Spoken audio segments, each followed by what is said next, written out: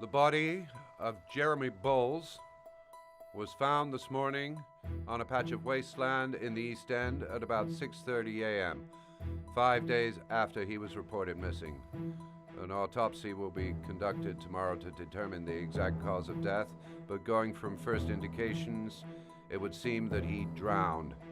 The state in which the body was found suggests the methodology of the Origami Killer. I've got quite a broad taste in music, so initially it was classical, and then very quickly in my early teens moved on to jazz, and I love rhythm basically. So and that goes through to a lot of ethnic music, Latin stuff and reggae and African. So there's just so much good music out there.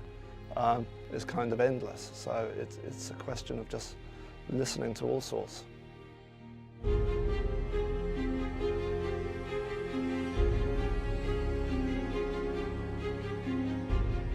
The soundtrack was written a while before I think the game was out, I think.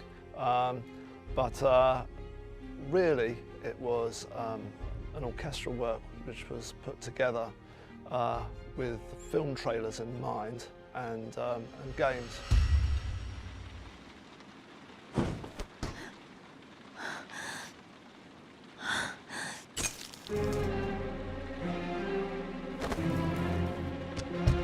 There's someone here.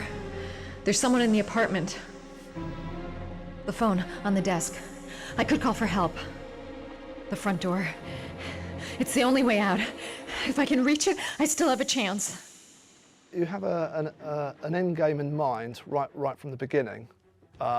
So you kind of know what you want it to do. It's going to be a particular a style and mood that you want to end up with. So with that in mind, you kind of throw a lot of ideas down. I play piano and I kind of will just dabble until I come up with what I like. But usually one of the first things is just getting the right tempo, and does that feel right, and just getting that mood. So that'll be an initial starting point.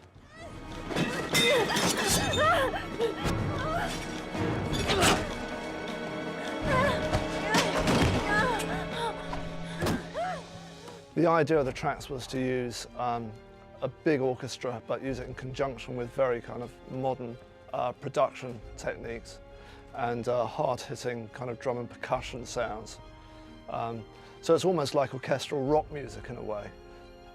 We went into Abbey Road and used a Royal Philharmonic Orchestra for the orchestral side, all the strings and brass, and overdubbed with the Crouch End Festival chorus. So a big I think it was about a 50-piece choir, which we double track, so it almost becomes a 100-piece choir.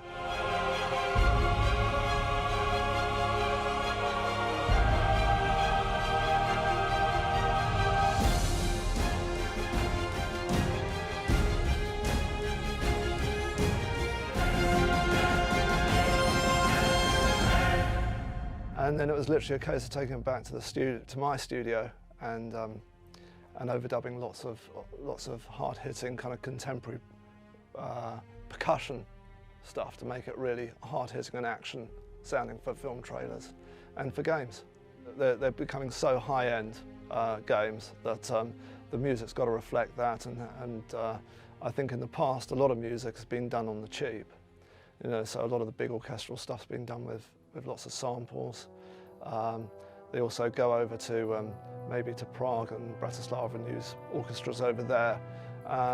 But actually, I think it'd be great if to use the best orchestras over here, really, which is what we've done with Audio Network. We kind of use the RPO a lot, and record in Abbey Road, and that's, I think, just about the best sounding studio in the world for this kind of thing. So it really does give it an edge. So I'm Terry Devine-King. I've been talking about the music for Heavy Rain. The soundtrack's called Mars. It's out on Audio Network, and I co-wrote that with Nick Ingman.